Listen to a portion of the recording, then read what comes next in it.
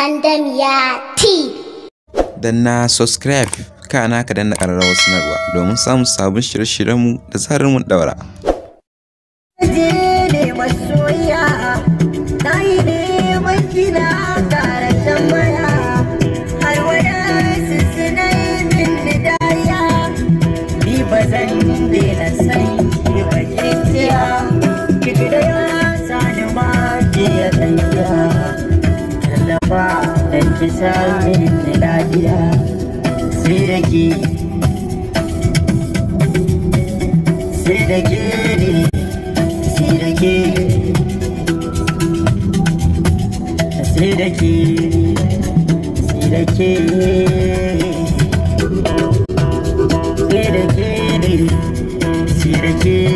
Mazan samu lafiya sai da ke